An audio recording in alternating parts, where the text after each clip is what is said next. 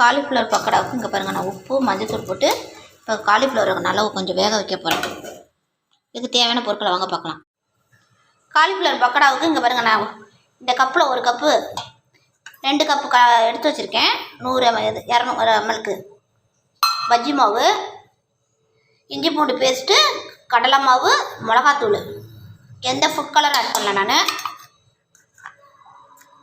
கொஞ்சமாக அரிசி மாவு, கொஞ்சோண்டு கார்ன்ஃப்ளவர் மாவு, தேவையான அளவு உப்பு, மஞ்சத்தூள், உப்பு போட்டு வேக வச்சு எடுத்து வச்சுருக்கேன். தண்ணி எடுத்து வச்சுருக்கேன். காலிஃப்ளவர். இப்போ வாங்க பக்கோடா செய்யலாம்.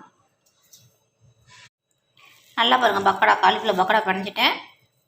இப்போ எண்ணெய் காஞ்சிருச்சு. பக்கோடா பொரிச்சு எடுக்க போகிறோம். காலிஃப்ளவர் பக்கோடா எந்த கலருமே நான் ஆட் பண்ணல, ஃபுட் கலரை. அதனால் நான் வீட்டில் இருக்க கலர் தான். ஃபுட் கலரை ஆட் பண்ணால் கடையில் இருக்க மாதிரி இருக்கும்.